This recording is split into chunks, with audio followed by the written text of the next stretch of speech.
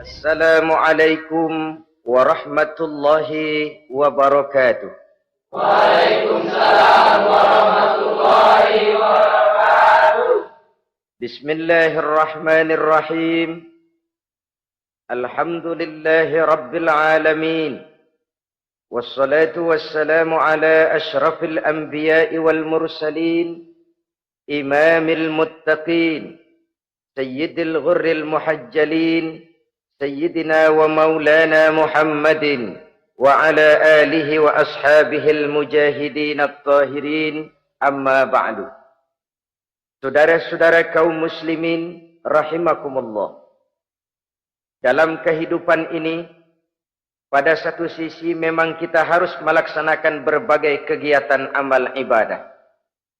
Tetapi pada sisi lain, kita juga harus menjaga jangan sampai amal ibadah yang sudah kita kerjakan itu dihancurkan oleh sikap kita sendiri.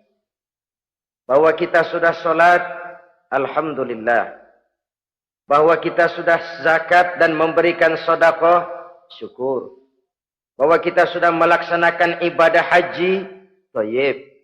Apakah dengan demikian amal kita sudah menjadi banyak? Nanti dulu. Jangan berbangga hati dan puas diri.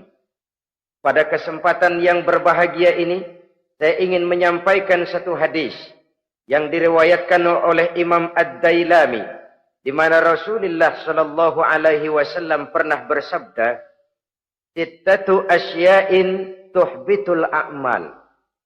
Ada 6 perkara yang bisa menghancurkan amal yang sudah kita kerjakan. Salat yang sudah kita kerjakan itu, zakat yang sudah kita bayarkan itu, haji yang sudah kita tunaikan itu, bisa dihancurkan oleh 6 perkara ini.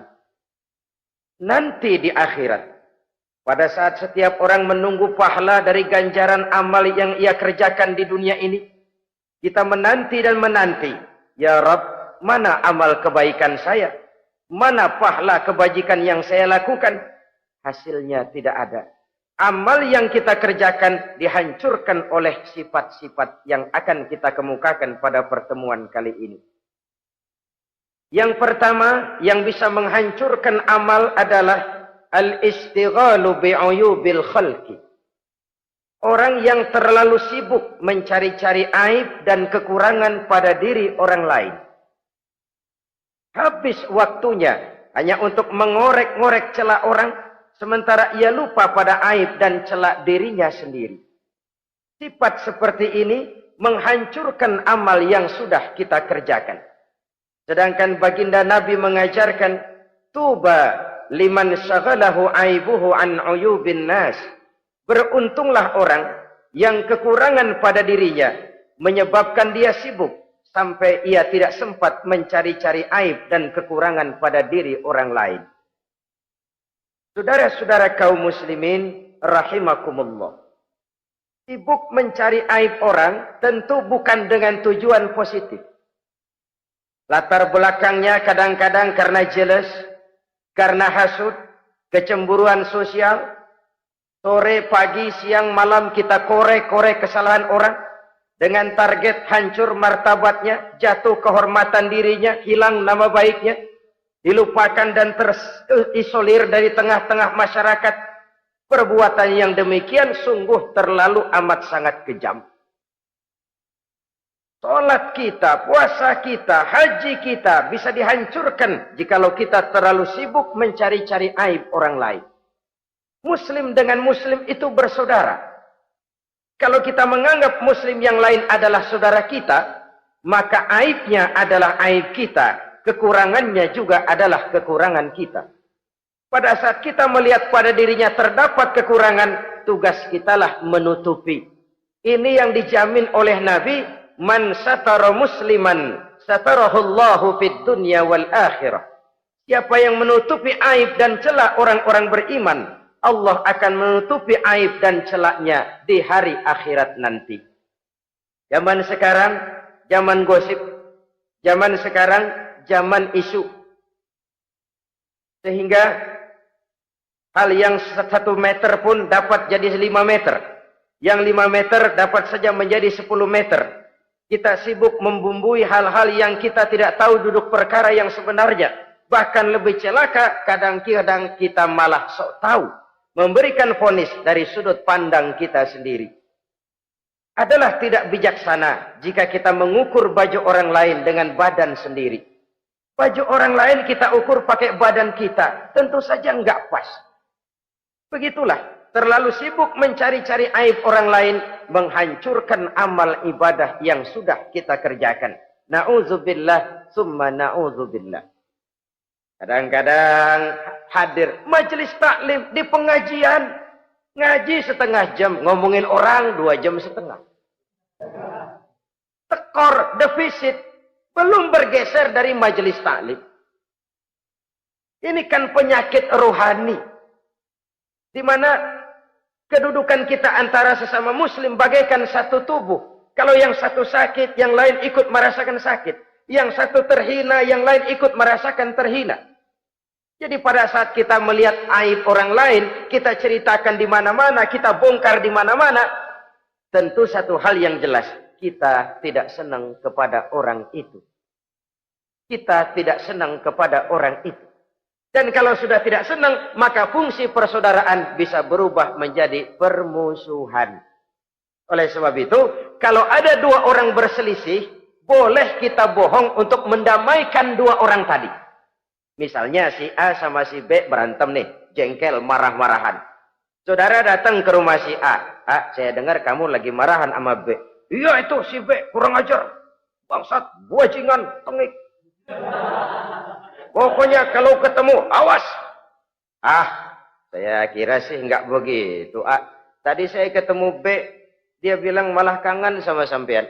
Dia pengen ketemu. Ingat masa lalu zaman sebantal berdua, sebatang rokok berdua. Dia kangen pengen ketemu. Padahal si B enggak ngomong apa-apa sama saya. Saya olah sedemikian rupa sampai si A tenang. A tenang, saya datang ke rumah B. B, katanya kamu lagi marahan sama si A. Iya tuh A, unyuk, monyet. Udahlah, pokoknya kalau ketemu dia saya hantam habis. Ah, barusan saya ketemu si A, dia bilang pengen ketemu ente. Pengen ngobrol kayak dulu, mengembalikan keharmonisan yang hilang, mengembalikan kehangatan persaudaraan yang lenyap. Si A tenang, si B adem. Kenapa? Karena bohong saya. Kesana saya ademin, kesini saya ademin. Jenis bohong seperti ini berpahala. Kenapa? Tujuannya mendamaikan orang yang sedang berselisih. Tapi kan orang bermental seperti ini jarang. Yang banyak kan tukang kompor sekarang. Sono angetin, sini angetin, murub deh. Datang sama A, lu marahan sama B. Iya, gue kesel banget sama B. Emang? Wow. Diemang-emangin. Oh, udah dah, pokoknya gue mah kalau jadi elu takut sama si B, gue buka celana, gue pakai rok deh. Si A panas. A panas, datang ke rumah B. Komporin lagi. Dua-duanya panas, koslet, terjadi perkelahian. Biang iblisnya tukang kompornya. Sampai untuk mendamaikan 2 orang yang berselisih, diizinkan berdusta. Kenapa? Prinsip Islam itu islah. Mencari jalan damai, bukan mengeruhkan suasana. Inilah realitas di tengah-tengah masyarakat. Enakan ngomporin daripada nyiramin. Enakan manasin daripada mendamaikan 2 orang yang sedang berselisih. Apalagi kalau kita punya kepentingan, main nimbrung aja kayak toge. Kagak ngerti urusan, nyampur aja nyampur. Toge kan begitu, toge. Ada laksa nimbrung, ada gado-gado ngikut, ada kredok masuk. Kagak ngerti juntrungan masalah, main nyampur aja nyampur. Ini kan tidak objektif namanya. Nah, mental seperti ini, wah, sholatnya khusyuk, zakat bayar, sedekah iya. Tapi kalau suka cari-cari aib orang, jembreng kesalahan orang di mana-mana, sholatnya, puasanya, hajinya bisa dihancurkan oleh mental yang seperti ini. Jangan bangga-bangga, sholat saya sudah banyak, puasa saya hebat, mantap, haji saya tiap tahun mondar-mandir ke Mekah. Tapi kalau mental seperti ini masih ada, waspadalah. Amal yang kita kerjakan bisa hancur oleh mental, sikap mental kita sendiri. Ini yang pertama. Yang bisa menghancurkan amal terlalu sibuk mencari-cari aib orang lain. Satu. Yang kedua, saudara-saudara, wa qaswatul qalbi. Orang yang hatinya keras, tidak mempan diberikan nasihat. Baik nasihat yang datang dari luar dirinya, ataupun nasihat yang datang dari dalam dirinya. Hatinya keras. Dikasih muka tembok, kulit badak, kuping kebo. Makhluk apa namanya itu? Wallahu a'lam. Rai gedek. Pantas ya kalau kita lihat sejarah, Islam itu turun di semenanjung Arabia. Sebagai test case.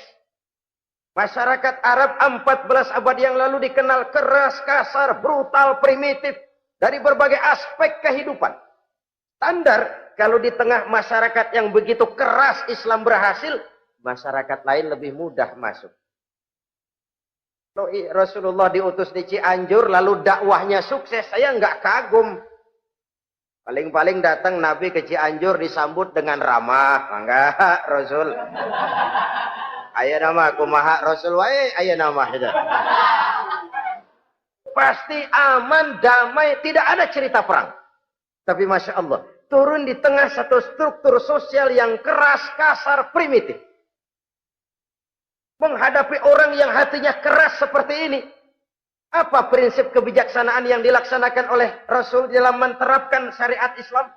Pertama, at-tadrij fit tasyri'. Dalam melaksanakan syariat, prosesnya melalui tahapan. Contoh. Jahiliyah dulu itu paling senang sama mabuk. Geng. Binteler. Oh, jahiliyah itu kalau sudah mabuk nggak cuma minum, mandi pakai arak. Subhanallah. Mandi pakai arak. Menghadapi masyarakat yang seperti ini, apa strategi syariat Islam? Mula-mula ayat yang turun. Yas'alunaka 'anil khamri wal maisir qul fihima ismun kabirun wa manafi'un linnas. Mereka bertanya kepadamu hai Muhammad tentang arak. Katakan, arak itu ada manfaatnya tapi juga ada bahayanya.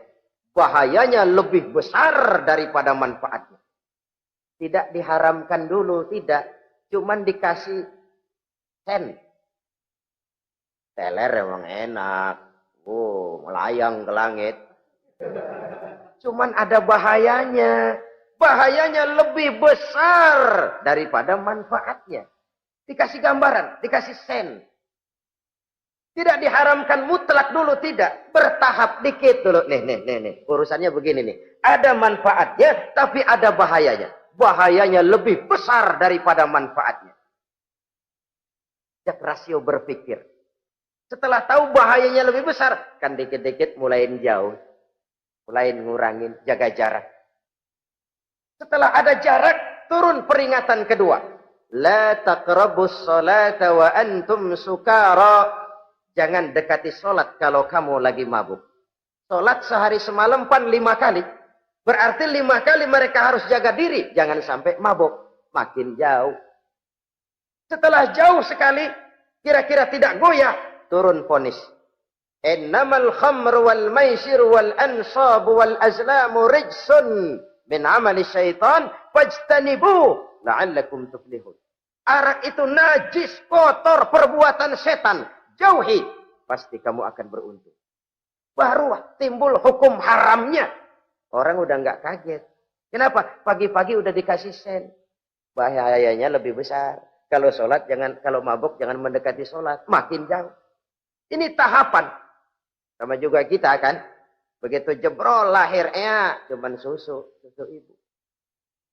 Gedean dikit sang ambon. Kan gitu. Gedean dikit pisang ulek. Gedean dikit nasi. Udah gede bener jengkol jijelin. Proses. Coba bayi begitu lahir kasih pisang batu, tenggeng. Gak kuat. menerima, belum waktunya. Ini proses yang dilaksanakan oleh strategi syariat Islam untuk mengobati penyakit qaswatul qalbi ini. Keras hati. Syariatnya bertahap. Tidak drastis. Tidak kalau sudah begitu ya mesti begitu. Tidak. Konsep kedua, taklilut takalif, menyedikitkan beban. Coba kita lihat, seluruh konsep agama, kalau kemampuan melaksanakan perintah berkurang, stressing perintahnya ikut turun. Angkat tuh beras 100 kilo. Nggak kuat pak, 30 kilo dulu deh. Ntar balik lagi, lama-lama juga habis. Ini konsep untuk mengobati qaswatul qalbi. Bertahap. Semua perintah agama itu begitu. La yukallifullahu nafsan illa wus'aha. Allah tidak memberikan beban kecuali sesuai dengan kemampuan yang dimiliki oleh seseorang. Kalau kemampuan melaksanakan perintah berkurang, stres perintahnya juga ikut menurun. Salat wajib diri. Kalau mampu. Gak bisa pak salat berdiri. Salat dengan berbaring. Kalau mampu. Berbaring gak bisa pak. Pinggang kurap. Salat pakai isyarat. Kalau mampu, pakai isyarat tidak bisa. Dalam hati, setiap kemampuan melaksanakan perintah berkurang, stres perintahnya juga menurun. Taklilut takalif, ini juga salah satu strategi mengantisipasi kerasnya hati. Nah. Konsep yang ketiga dari syariat, al-musawat bainan nas fi takalifil ahkam. Persamaan terhadap manusia di dalam berhadapan dengan hukum Allah. Kadang orang yang hatinya keras itu, logikanya jalan, ngukur suasana. Gimana sih lu? Menggerib kagak bawa ke masjid? No, yang Pak Haji masih di perapatan. Yang Pak Haji disebut. Itu kan cenderung orang begitu. Kalau dia nyolong ayam, dia tunjuk orang yang nyolong kambing. Ini apologi namanya. Kenapa lu nyolong ayam? No, yang maling kambing urusin, gedean. Apologi. Lah kapan mau beres kalau begitu? Tidak introspeksi, tidak self correction. Itu apologi. Untuk menutupi kelemahan diri, menunjuk kesalahan orang lain yang lebih besar. Itu kan nggak jantan namanya. Apologi. Tidak ada sifat untuk memperbaiki diri sendiri. Karena kecenderungan ini ada, Islam menutupi itu. Dengan apa? Semua manusia sama dalam berhadapan dengan hukum Allah. Gak ada iri hati dalam hukum Islam ini. Salat wajib. Wajib. Bagi siapa? Yang sudah balik dan mampu. Terhadap semua strata. Jenderal wajib, kopral wajib. Apalagi hansip. Tidak ada fasilitas. Wah kamu jenderal nggak apa-apa dah sembahyang setahun 2 kali. Idul Fitri aja sama Idul Adha. Enggak tuh. Semua manusia sama dalam berhadapan dengan hukum Allah. Itu yang Nabi ingatkan. Orang-orang sebelum kamu dahulu hancur. Umat-umat sebelum ini rusak binasa. Kenapa? Karena mereka kalau orang kecil berbuat salah. Hukum cepat-cepat ditegakkan. Tapi kalau yang besar berbuat salah. Mereka diam pura-pura tidak tahu. Jadi apa ini? Yang namanya mafia peradilan bukan cuma zaman ayeuna. Sejak zaman sebelum Islam Nabi sudah mengingatkan. Mereka dahulu hancur. Kenapa? Kalau orang kecil berbuat salah, hukum buru-buru ditegakkan. Rame-rame dikeroyokin. Giliran yang gede berbuat salah, diam pura-pura enggak tahu. Hukum pakai pandang bulu. Saudara-saudara kaum muslimin rahimakumullah. Oleh karena itu orang yang keras hati itu bisa merusak amalnya sendiri. Enggak mempan nasihat, rai gedek, muka-muka cuek.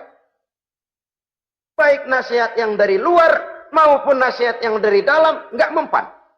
Kan dalam hidup ini ada nasihat dari luar, dari orang lain, bisa dari fenomena kehidupan. Ini juga nasihat. Oh, dia itu kaya tapi pelit. Hatinya begitu ya. Katanya menteleng. Itu kan nasihat. Itu kan nasihat. Oh, dia waktu berkuasa tapi zalim, matinya begitu. Perutnya pancung.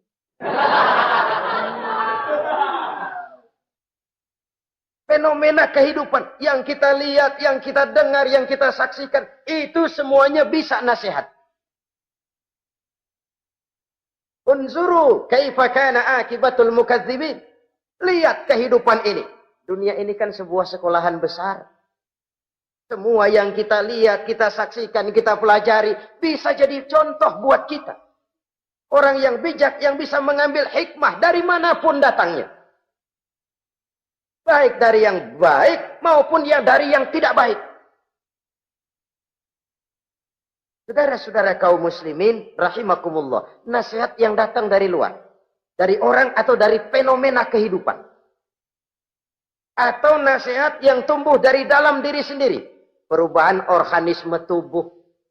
Itu kan nasihat. Ya Allah. Sekarang cantik jelita. Iya, sedang sweet 17-an. Rambutnya hitam, ikal berderai. Iya, semua memuji. Alisnya katanya laksana semut beriring. Dagunya bak pauh dilayang. Kalau dia senyum, semua orang terpesona. Sekarang 50 tahun yang akan datang, coba senyum, kabur orang. Fenomena kehidupan. Apa yang tidak berakhir? Kenapa harus keras hati? Kita kata kita berkuasa, berapa hari kita punya jabatan? Kita kata kita kaya, berapa banyak harta kita? Kita kata kita alim, kita tahu. Apa yang kita tahu dari semesta jagat raya ini? Lalu apa yang tidak berakhir? Korun yang katanya kaya, mati itu. Fir'aun yang katanya gagah, mati. Napoleon Bonaparte, the Lion of Europe, singa daratan Eropa, mati. Saking matinya, mati.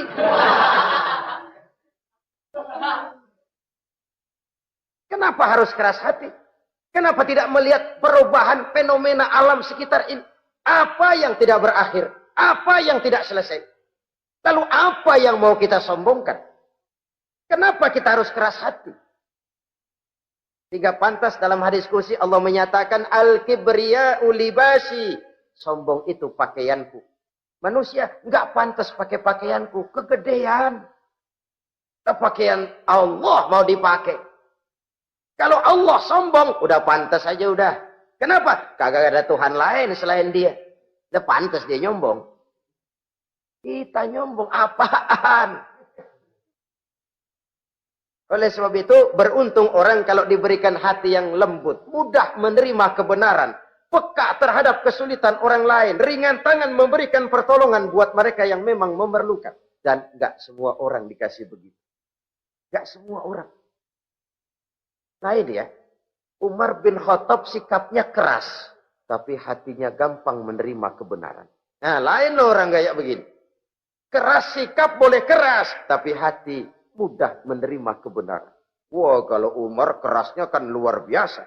Tapi hatinya kok gampang menerima kebenaran. Ini hidayah.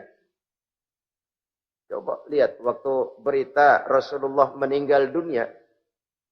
Sampaikan oleh para sahabat, Umar jengkel. Cabut pedang. Siapa bilang Muhammad mati, saya tabas batang lehernya. Dia nggak siap menghadapi kenyataan. Emosinya yang jalan, bukan rasionya. Keras. Bilang deh, Muhammad meninggal. Saya tabas batang lehernya. Untung ada Sayyidina Abu Bakar. Beliau tidak bicara langsung, cuma pidato. Ayyuhan nas, man kana ya'budu Muhammadan fa inna Muhammadan qad mata. Wa man kana ya'budu Allah fa inna Allah hayyun la yamut. Hai manusia, siapa yang menyembah Muhammad, Muhammad sudah meninggal. Tapi siapa yang menyembah Allah, Allah maha hidup dan tidak akan pernah mati buat selama-lamanya. Sayyidina Umar tersentak. Subhanallah, saya salah. Bagaimanapun Muhammad hanya seorang manusia. saya cinta dia, saya suka dia, nyawa saya pertaruhkan untuk dia. Tapi dia manusia dan saya tidak menyembah Muhammad. Ia sadar akan kekeliruannya, berlinang air matanya. Keras sikapnya, tapi lembut hatinya. Nah, yang kayak begini, bagus. Ini udah sikap keras, hati keras, yaitu tadi. Muka tembok, kulit badak, kuping kebo. Diapain aja udah nggak mempan aja udah. Susah yang kayak begini. Saudara-saudara, ma'asyiral muslimin rahimakumullah. Jadi yang kedua yang bisa menghancurkan amal kita, orang yang hatinya keras. Wah. Yang ketiga sekarang, yang bisa menghancurkan amal kita itu wa hubbud dunya. Orang yang terlalu cinta kepada dunia. Ini pakai kalimat terlalu ya. Kalau sekadar cinta kepada dunia, why not? Kita cinta anak dan istri, wajar. Kita cinta harta benda, tentu. Kita cinta sanak famili dan seluruh handai tolan, memang. Kita juga cinta kepada bangsa dan tanah air, itu bagian dari iman, persilahkan. Yang tidak boleh itu kalau sudah pakai kalimat terlalu. Terlalu. Sebab kalau sudah terlalu, itu sudah di luar kontrol. Orang lalu menghalalkan segala cara. Terlalu cinta kepada jabatan. Akhirnya bergeser. Sholat menghadap Allah. Dengar mau pindah jabatan ke tempat kering. Gerasak gerusuk nyari dukun. Ini kan namanya iya kanak budu wa dukun nasta'in. Nggak bisa wong itu satu paket. Kalau iya kanak budu wa iya kanasta'in. Kalau hanya kepadamu ya Allah kami menyembah, hanya kepadamu kami minta tolong. Ini paket, jangan dipisah-pisah. Menyembahnya kepada Allah, minta tolongnya kepada yang lain. Sinkret, bercampur. Iya, kalau es campur enak. Tapi kalau agama dicampur dengan yang lain, nggak enak rasanya. Sama juga begini, ada gelas ya. Kalau sepenuhnya diisi bensin, itu ketahuan, bisa diminum motor. Kalau sepenuhnya diisi air putih, jelas bisa diminum orang. Tapi begitu separuh diisi bensin, separuh diisi air putih, kacau dah. Motor minum, mogok. Orang minum, mabok. Dijual juga nggak laku. Kenapa? Sinkret. Maka Allah pesan, wala talbisul haqqa bil batil. Jangan kau campur aduk yang hak dengan yang batil. Sekianlah jumpa kita kali ini. Insya Allah kita lanjutkan di lain kesempatan. Terima kasih atas segala perhatian. Mohon maaf atas segala kekurangan. Usikum wa nafsi bitaqwallah. Wassalamualaikum warahmatullahi wabarakatuh. Kalian yakin